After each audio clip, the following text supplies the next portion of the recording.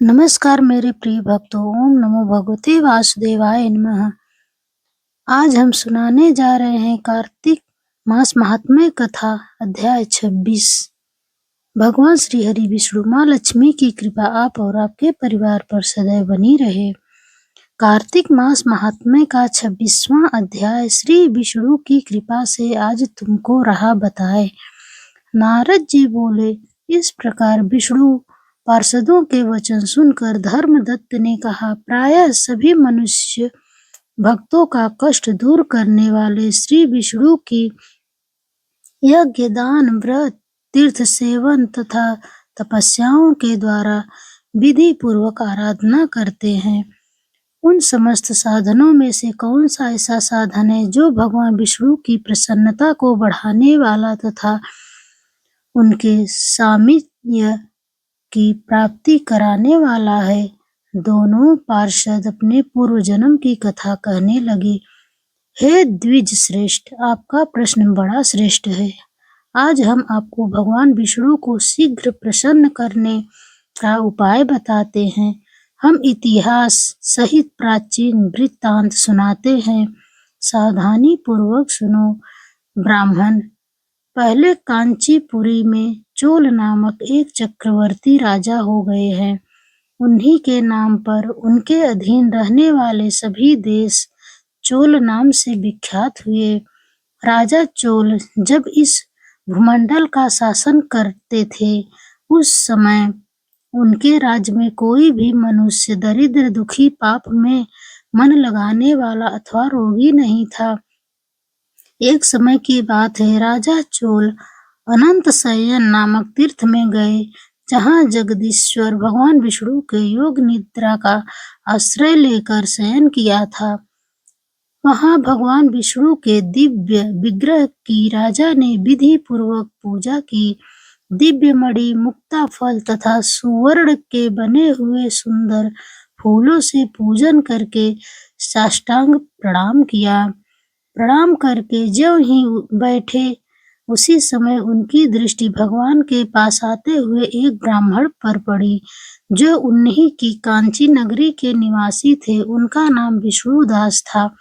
उन्होंने भगवान विष्णु की पूजा के लिए अपने हाथ में तुलसी दल और जल में रखा था। निकट आने पर उन ब्राह्मण ने विष्णु सूक्त का पाठ करते हुए देवाधिदेव भगवान को स्नान कराया और तुलसी की मंजरी तथा पत्तों से उनकी विधिवत पूजा की। राजा चोल ने जो पहले रत्नों से भगवान की पूजा की थी, वह सब तुलसी पूजा से ढक गई। यह देखकर राजा कुपित होकर बोले, विष्णुदास, मैंने मणियों तथा सुवर्ण से भगवान की जो पूजा की थी, वह कितनी शोभा पा रही थी। तुमने तुलसी दल चढ़ाकर उसे ढक दिया। बताओ, ऐसा क्यों किया? मुझे तो ऐसा जान पड़ता है कि तुम दरिद्र और गंवार हो, भगवान विष्णु की भक्ति को बिल्कुल नहीं जानते। राजा की यह बात सुनकर द्विज श्रेष्ठ विष्णुदास ने कहा, हे राजन, आपको भक्ति का कुछ भी पता नहीं, केवल राजलक्ष्मी के कारण आप घमंड कर रहे हैं। बताइए तो, आज से पहले आपने कितने वैष्णव व्रतों का पालन किया है?